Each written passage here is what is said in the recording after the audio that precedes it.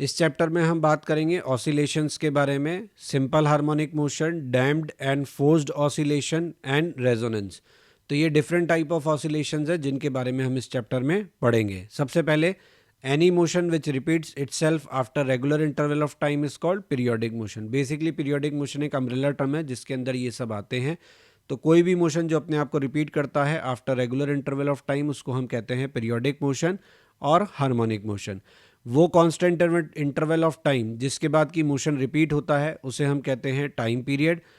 Oscillatory motion और periodic में बस इतना सा फर्क है कि ऑसिलेटरी आपका रिपीट तो करता ही है, साथ में वो मूव करता है back and forth, to and fro about a fixed point after a certain interval of time. यानी oscillatory motion is a kind of periodic motion जिसमें टू एंड फ्रो मोशन भी होता है। जिस फिक्स्ड पॉइंट के about body to and fro motion करती है, back and fourth करती है, ऑसिलेट करती है, उसे हम मीन पोजीशन या इक्विलिब्रियम पोजीशन कहते हैं। Trigonometric functions of constant amplitude and single frequency harmonic function को रिप्रेजेंट करते हैं। यानी ये जो टू एंड फ्रो या बैक एंड फोर्थ मोशन है इसको रिप्रेजेंट किया जाता है ट्रिग्नोमेट्रिक फंक्शन से। ट्रिग्नोमेट्रिक फंक्शंस में जिनका एम्पलीट्यूड कांस्टेंट है और फ्रीक्वेंसी जो है वो सिंगल है, यानी वेरिएबल फ्रीक्वेंसी के ऑसिलेशंस नहीं है, एक ही फ्रीक्वेंसी से ऑसिलेशन हो रहा है और एम्पलीट्यूड भी कांस्टेंट है, यानी टाइम के साथ डिक्रीज नहीं हो रहा।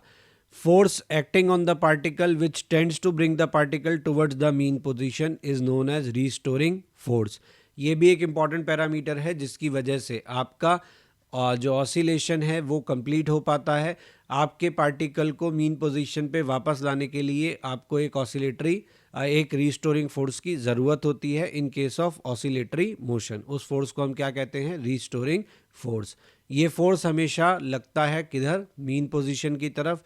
ये हमेशा मीन पोजीशन की तरफ लगता है, इसलिए ये आपके पार्टिकल को बार बार कहाँ ले आता है? मीन पोजीशन की तरफ। इसको दिया जाता है F बराबर माइनस के एक्स से। ऑब्वियसली ये देखा हुआ फार्मूला है, आपको स्प्रिंग याद आया होगा। Definitely spring is another example of oscillatory motion, क्योंकि आप स्प्रिंग को मीन पोजीशन से यानी नेचुरल लेंथ से खींचते हो बाहर की तरफ और स्प्रिंग वापस उस पर फोर्स लगाती है किधर? Towards the natural length. तो स्प्रिंग का जो फोर्स है वो उसको मीन पोजीशन पे रखने की ही कोशिश करता है। किसी भी पार्टिकल का ऑसिलेशन के दौरान जो मैक्सिमम डिस्प्लेसमेंट होता है मीन पोजीशन से उसको हम कहते हैं एम्पलीट्यूड। जिस टाइम के बाद पार्टिकल अपने मोशन को रिपीट करता है उसको हम कहते हैं टाइम पीरियड। टाइम पीरियड को हम देते हैं 2π/ω से या 1/n से, जहाँ पर ओमेगा हमारी एंगुलर फ्रिक्वेंसी है और n हमारी फ्रिक्वेंसी है। जब एक पार्टिकल जाता है एक तरफ फ्रॉम मीन पोजीशन और लौटता है, फिर दूसरी तरफ जाता है और वापस अपनी मीन पोजीशन पर आता है, इस पूरे प्रोसेस को हम क्या कहते हैं? One oscillation. यानी मीन से आप एक बार गए एक तरफ के एक्सट्रीम पोजीशन पे, फिर वहाँ से वापस आए मीन पर, फिर वहाँ मीन से गए दूसरे एक्सट्रीम पर और फिर वापस लौट के आए मीन पर। तो मीन से चले थे, मीन पर ही लौटे, that is called one oscillation. But ध्यान रहे, मीन से मीन पर वापस आने के बीच में आपने अपनी दोनों एक्सट्रीम को भी टच किया है। जो नंबर ऑफ ऑसिलेशन पर सेकेंड हुए हैं उसे हम फ्रीक्वेंसी कहते हैं। Frequency is given by 1/t या ω/2π। इसका यूनिट होता है हर्ट्ज। फ्रीक्वेंसी और एंगुलर फ्रीक्वेंसी में फ़र्क है, ध्यान रखिएगा। ऐसा यूनिट होता है इसका हर्ट्ज। हर्ट्ज होता है 1 साइकिल पर second. Another important thing is phase. What do you mean by phase? Phase of a vibrating particle at any instant is the state of the vibrating particle regarding its displacement and direction of vibration at that particular instant। यानी phase दो तरीके की information carry करता है। एक तो ये आपको बताता है कि आपका डिस्प्लेसमेंट कैसा है मीन पोजीशन से, और वो डिस्प्लेसमेंट किस डायरेक्शन में है ये भी आपको ये बताता है। जैसे सपोज करिए कि आपके ऑसिलेशन की इक्वेशन है y बराबर a sin ω/t + phi। तो इसमें ω/t + phi जो है वो फेज रिप्रेजेंट कर रहा है आपका कि इस वक्त क्या फेज है आपका। इंस्टेंटेनियस फेज बोलते हैं इसको क्योंकि ये टाइम के ऊपर डिपेंड करता है। Phase angle at time t = 0 is known as initial phase. यानी इनिशियली जो भी आपके पार्टिकल का डिस्प्लेसमेंट फ्रॉम मीन पोजीशन से था और किस डायरेक्शन में था, इसकी जानकारी आपको किससे मिलती है? इनिशियल फेज से। difference of total phase angles of two particle executing SHM with respect to its mean position is known as phase difference. तो अपनी मीन पोजीशन के रेस्पेक्ट में दो पार्टिकल्स के जो फेस एंगल का डिफरेंस है उसे हम क्या कहते हैं, फेस डिफरेंस. जैसे कि यहाँ हम लिख सकते हैं पहले का फेज है omega t plus phi one, दूसरे का फेज है omega t plus phi two. तो फेज डिफरेंस क्या हो गया, इन दोनों को डिफरेंस कर देंगे phi two minus phi one. दो पार्टिकल सेम फेज में कब कहे जाते हैं, जब उनके बीच का फेज डिफरेंस जो हो वो इवन मल्टीपल ऑफ पाई हो, यानी कि 2n पाई हो, तो वो सेम फेज में होते हैं. तो 2n पाई में n का वैल्यू 0 रख दो तो भी सेम फेज में, 1 रख दो तो भी सेम फेज में, 2 रख दो तो भी सेम फेज में, यानी 0, 2 पाई, 4 पाई, 6 पाई, 8 पाई. अगर ये आपके दो पार्टिकल्स के बीच में फेज डिफरेंस है तो इसका मतलब वो सेम फेज में है. अगर आपके दो पार्टिकल इस तरीके से ऑसिलेट कर रहे हैं कि वो ऑपोजिट फेज में है, तो हम कैसे पता लगाएंगे कि ऑपोजिट फेज में उनका फेज डिफरेंस जो है वो ऑड मल्टीपल ऑफ पाई होगा, यानी 2n प्लस 1 पाई होगा. तो इसमें अगर हम n बराबर 0 रखते हैं तो पाई, 3 पाई, 5 पाई, 7 पाई एट्सेट्रा. तो ये फेज डिफरेंस है, तो आपका ये क्या बोले जाएंगे, ऑपोजिट फेज में बोले जाएंगे. The rate of change of phase angle of a particle with respect to time is defined as angular frequency. Omega का सिंबल वही, मतलब ओमेगा देखकर हमें लगता है कि वही सर्कुलर मोशन आ गया, बट यहाँ पे ध्यान दीजिए हम इसको एंगुलर वेलोसिटी नहीं बोल रहे हैं, हम इसको एंगुलर फ्रीक्वेंसी बोल रहे हैं, जो हमें ये बताती है कि किस रेट से आपका फेज एंगल चेंज हो रहा है. यूनिट इसका भी रेडियन पर सेकेंड होता है, डायमेंशन इसका भी t-1 होता है, लेकिन इसका फिजिकल इंटरप्रिटेशन यहाँ डिफरेंट है. अब SHM के लिए नेसेसरी कंडीशन क्या होती है, तो SHM हमें समझ में आ गया. SHM एक तरीके का पीरियोडिक मोशन है जिसमें टू एंड फ्रो मोशन होता है अबाउट अ मीन पोजीशन, और उस टू एंड फ्रो मोशन में हमारा एम्पलीट्यूड कांस्टेंट रहता है और हम सिंगल फ्रीक्वेंसी से ऑसिलेट करते हैं. तो नेसेसरी कंडीशन क्या है, एक तो मोशन ऑफ पार्टिकल ऑसिलेटरी होना चाहिए, दूसरा टोटल मैकेनिकल एनर्जी जो है वो कंजर्व रहनी चाहिए, यानी काइनेटिक और पोटेंशियल का सम जो है वो हमेशा कांस्टेंट रहना चाहिए. SHM जो हैं वो दो तरीके के हैं, लीनियर SHM और एंगुलर SHM. लीनियर SHM के केस में हम ये देखते हैं कि restoring force should proportional to displacement, direction opposite होगा डेफिनेटली. एंगुलर SHM के केस में एंगुलर फोर्स, अब आप एंगुलर SHM की बात कर रहे हो तो फोर्स नहीं टॉर्क काम में आएगा, और टॉर्क प्रोपोर्शनल, यहाँ पे ये फोर्स रिस्टोरिंग फोर्स कहलाता है तो यहाँ ये टॉर्क रिस्टोरिंग टॉर्क कहलाता है.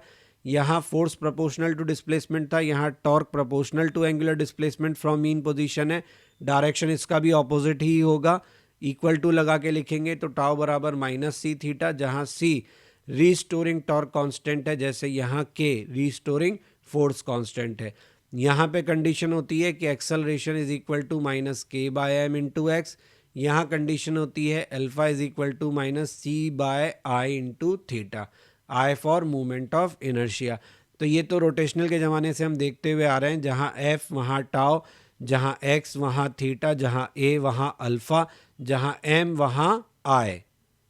और कंडीशन ऑफ SHM क्या होती है, तो यहाँ acceleration plus k by m into x equal to 0, यहाँ alpha plus c theta by I equal to 0. अब क्वेश्चन में हमें कहा है कि कौन सा फंक्शन जो है वो SHM को रिप्रेजेंट करता है, बताइए. तो अभी मैंने आपको तरीका बताया. क्या तरीका है, अगर ये हमारा sine two omega t y है तो d y by d t करिए, क्या मिलेगा, 2 कॉस 2 ओमेगा टी. दोबारा डिफ्रेंशिएट करिए तो क्या मिलेगा, एक्सेलरेशन यानी कितना, -4 साइन 2 ओमेगा टी. इसको हम क्या लिख सकते हैं, -4 वाई. तो एक्सेलरेशन प्रोपोर्शनल टू -y आया, तो ये SHM होगा.